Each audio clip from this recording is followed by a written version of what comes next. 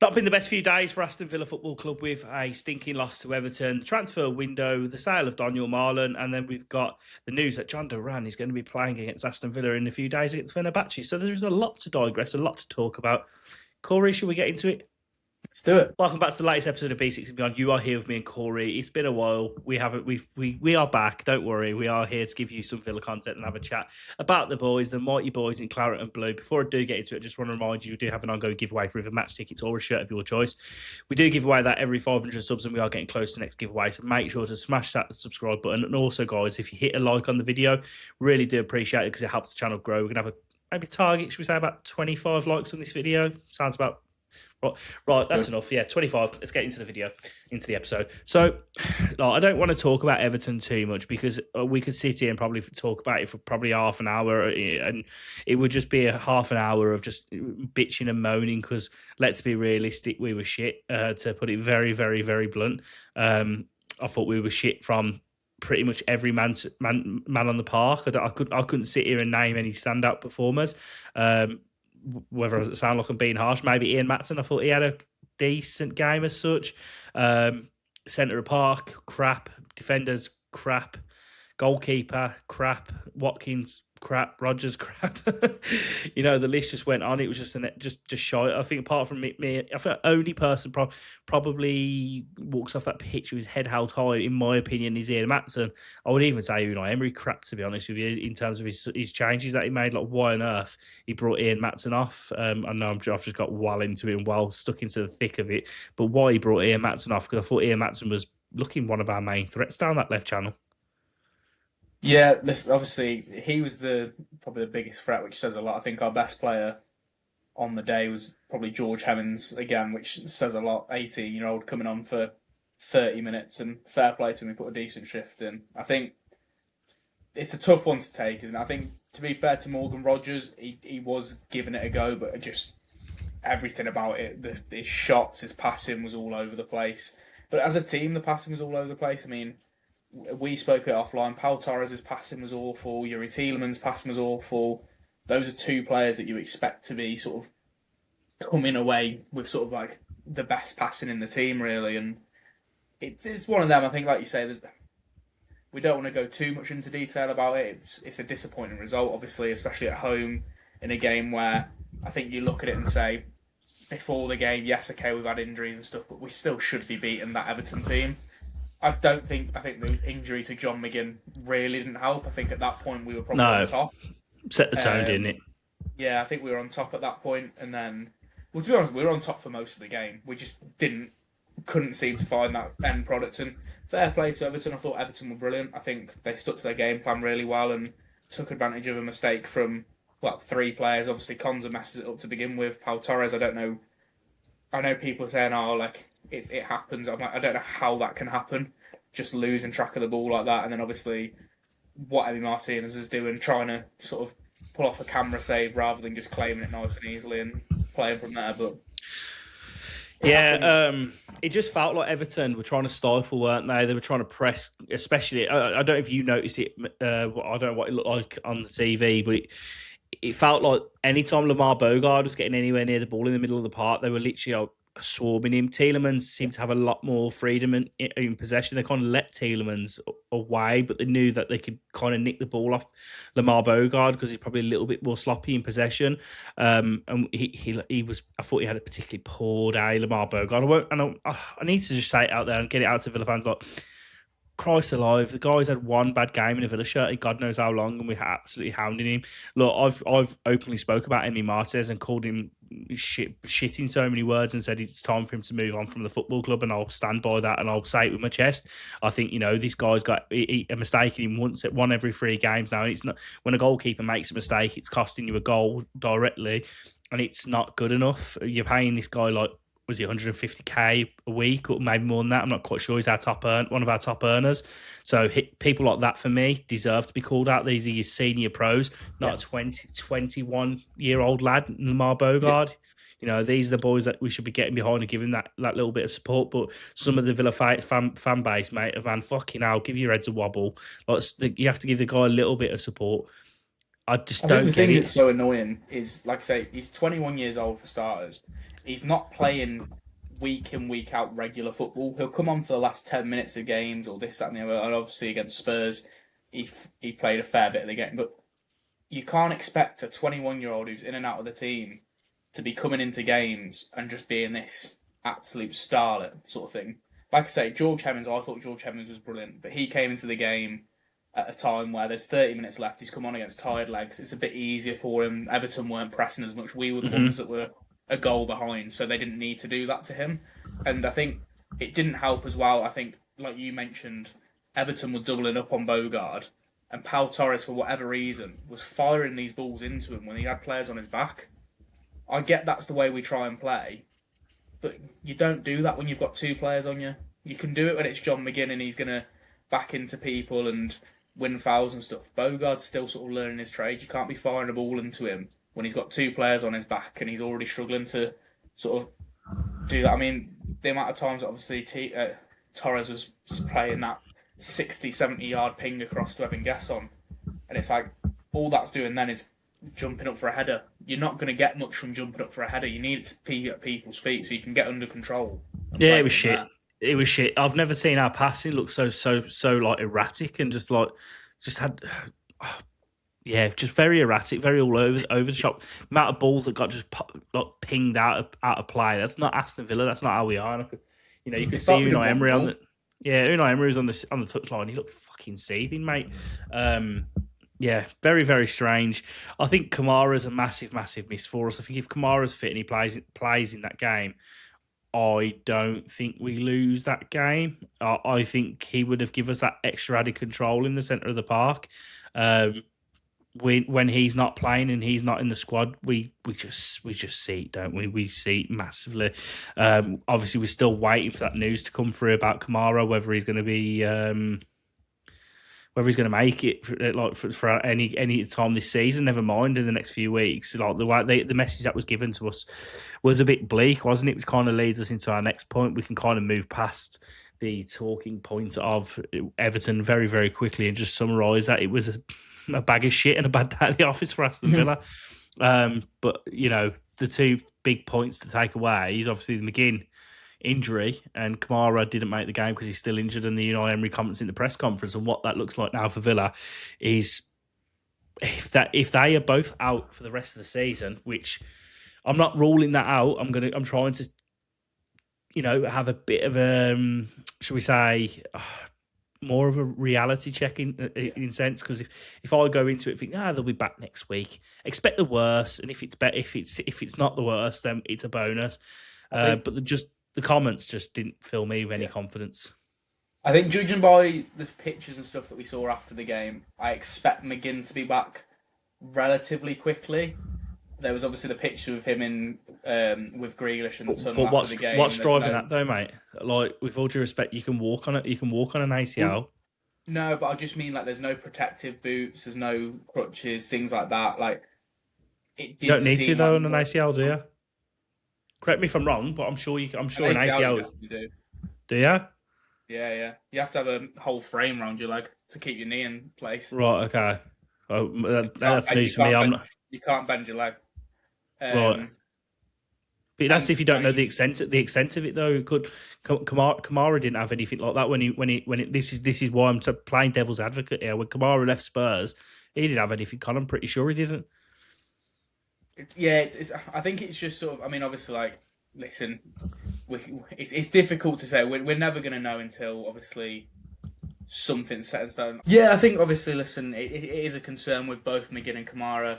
We've had some contrasting sort of reports about Kamara. Obviously, John Townley just after the game on the 12th of January said the early indication was they're expecting Kamara to be out for 2 to 3 weeks, but they've got to wait for the swelling to go down, which obviously it's one of them. And then obviously a few days later, you've got the reports from Jacob Tanswell about Unai Emery.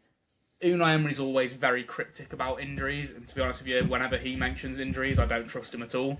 Because we've had the same with Pau Torres, where Pau Torres was meant to be out for a week or two and has only just come back, and that was what, a month and a half ago or something like that.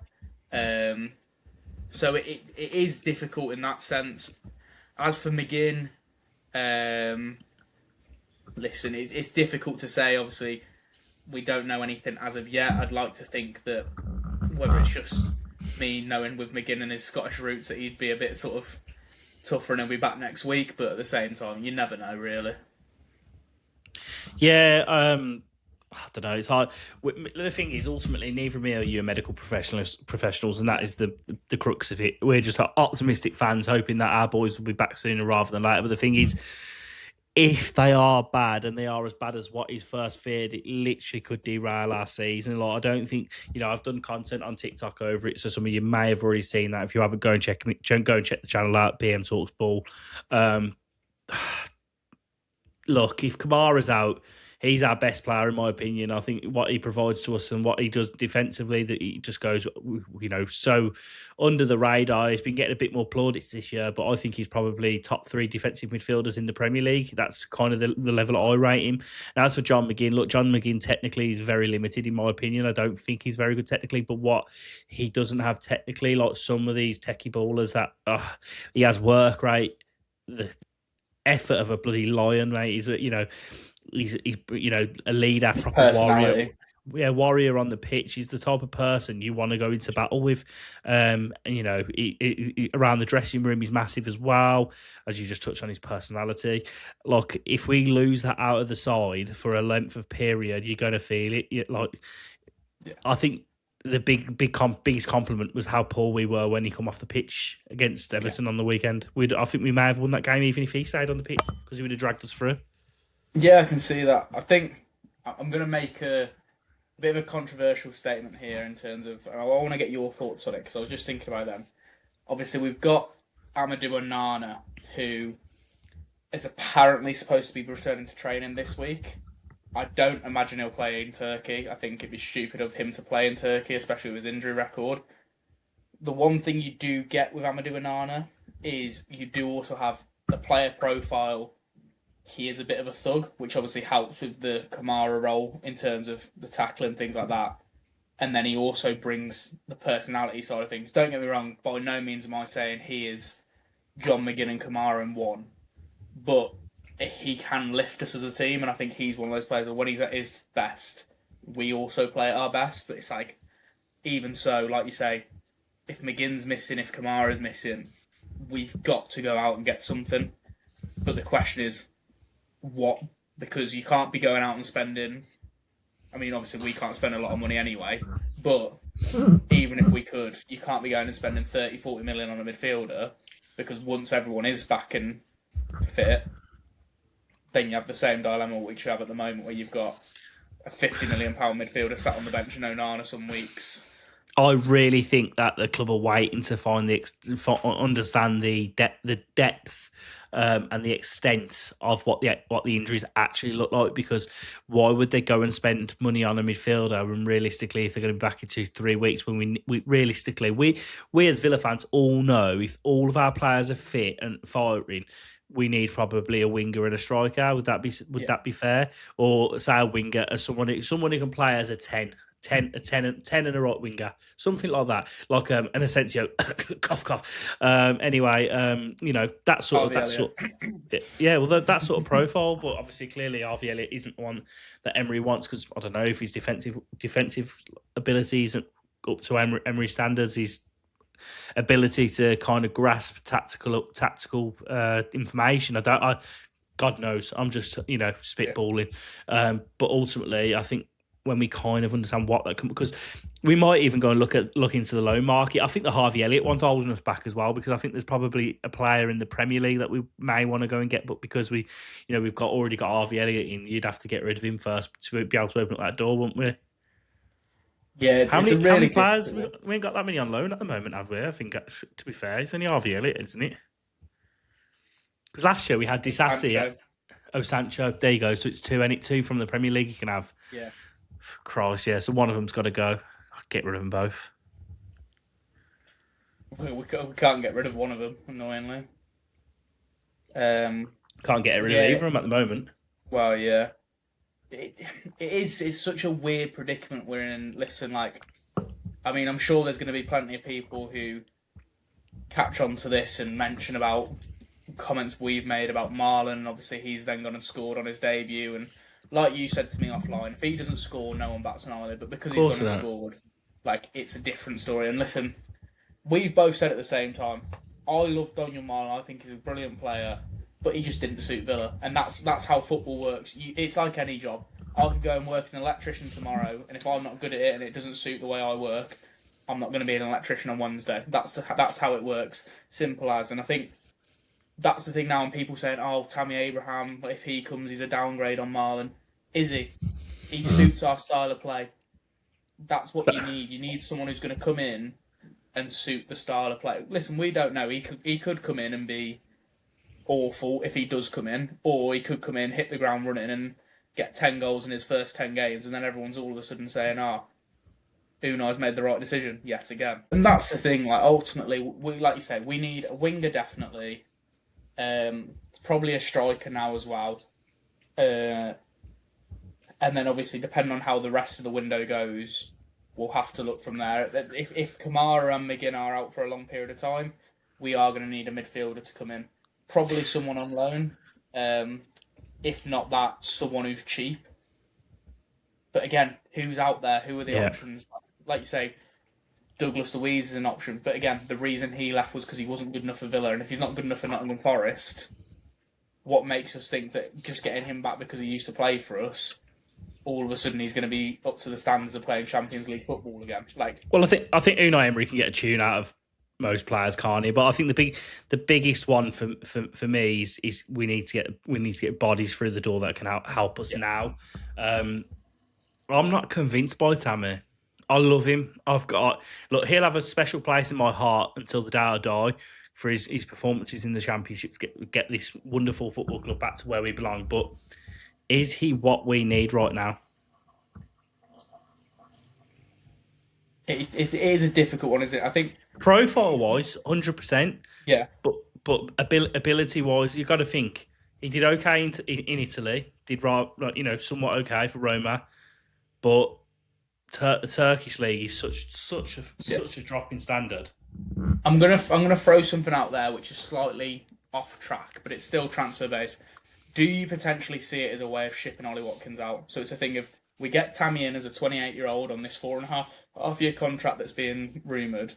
He comes in, we sell Watkins in the summer, try and get 30 million for him because it's probably the last summer we'll be able to get that sort of money, and then go balls deep in the window into the summer and say, right, we're going to go and get ourselves a 23, 24-year-old Samu or someone like that for 65 million, that sort of thing, and then Tammy is your backup? Or do you just think it's going to be a case of we just need someone who's going to score goals? And I could see it. It's difficult to say, isn't it? Because that's the thing, like you say, Tammy at the moment, if you would have said to me we can have Tammy on a 6-month loan, you'd be like, yeah, perfect. Take him in a heartbeat.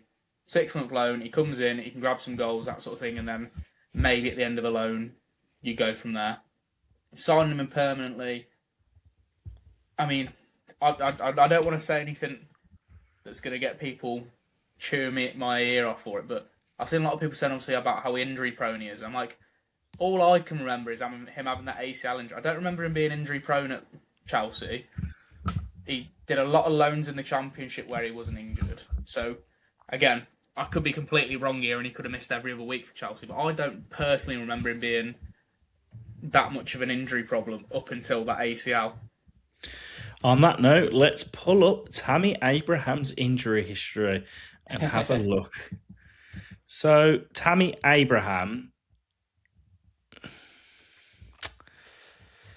not really, to be honest. He just had one bad season where he missed practically a full season because he kept getting loads of different injuries in the 2022-23 season when he was at Roma. He had literally a shoulder injury, muscular problems, an eye injury, a shoulder injury, and then he did his ACL. And he literally missed 47 games that season. Yeah, I mean, obviously an ACL injury is... Yeah, but then since the ACL injury, he's missed 2 games, he says, because of rest. He had an injury to his abs, which he missed 16 days. When he was at AC Milan, he had a shoulder injury, missed 3 games, and then 1 game at AC Milan. He hasn't missed a game since being at Besiktas. So Doesn't really scream What about injury before that, prone. Chelsea? Chelsea, he had an ankle injury where he missed 11 games. And then he had another ankle injury, one game. Go back to see, and that was it really. Didn't miss anything at the Villa. I mean, to be fair, listen, obviously, one thing you do have to think about is with a player of his stature and his build, he is probably at risk of injuries because of how skinny his frame is compared to how big he is as a lad. It's the same with Mings. Obviously, Mings has done his ACL twice. But other than those injuries, I wouldn't say Mings has particularly been injury prone up until now when he's 30 odd years old. Mm-hmm. Onana's a similar profile in terms of his build and his stature for how big he is. That's why he obviously picks up a lot of injuries. Listen, I don't know. The problem is, and we have to speak about it all the time, is no one here, and please, if you do know, let me know in the comments, but no one knows what's going on at Villa with PSR, SCR, things like that. And it's not fair for us as fans to not know, but it must be even more frustrating for people like Unai Emery, who, in Unai Emery's mind, he thinks he can take this Aston Villa team to win the Champions League, the Premier League. And that's his philosophy. That's how he looks at it. He wants to win these sort of trophies with Aston Villa. But as he said in the thing, we can't spend 60 million like Man City have on Semenyo. We can't go and buy Gay for 20 million. We can't do these sort of deals that would push us along in this sort of period. Journey. Yeah, Conor Gallagher's another one, obviously, that we missed out on due to financial reasons, where realistically now, if we had signed Conor Gallagher on that loan basis and John McGinn got says a lot injured, about him as well, I'd be all right. Conor Gallagher. Yeah, and no. Let's be realistic.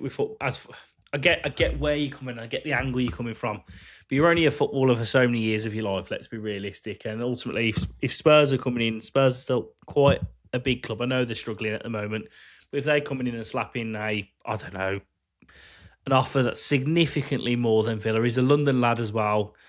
Closer to home. I know Birmingham's not a million miles away from London, but there's factors. There is factors in it you have to take into consideration. Take away the whole footballer aspect and all the money and whatnot. There's still people at the end of the day. Yeah. So realistically, if I told you, look, Cory, you're currently living in Leeds, but I'm going to offer you an extra 15 grand a year, 20 grand a year to move closer to home, are you going to do it? Yeah, of course. I know you see Leeds as your home now, but if I could offer you 50 grand a year, let's say, move to Birmingham, would you consider it? Yeah, of course, 100%. So it's part and parcel of life, really. It's just a shame. Like, obviously, you see this. I mean, I saw, again, we're going off topic a bit here. Like I said, this is just a bit of a roundup of everything, isn't it? This podcast. I saw about Sverre Nypan, the Norwegian lad that we were linked to over the summer. And obviously he went to City and then, didn't he? And then went on loan to Borough. He's playing for Borough's under 21s at the moment. Like, he doesn't get into the first team, stuff like that. And it's like, he had an outline of a plan at Villa where he'd be in the first. And with how it is now, he probably could have been playing games for us in that midfield with injuries and stuff like that. So but again, like you say, it's that thing of he gets a chance to go to Manchester and probably gets paid 30, 40 grand a week by them. You'd be silly not to, wouldn't you? Yeah. So I get it. So on that note, I think we've covered a few topics there for you to get your teeth into. Me and Cory will be back. I'll probably release this episode early Tuesday morning for you to have a listen to, and then in Tuesday afternoon, keep your eyes peeled. Make sure to switch on the post notifications to listen to our build up for the Fenerbahce show in what is going to be a tricky away day for Aston Villa Football Club. As always, from me and Cory. Up the Villa.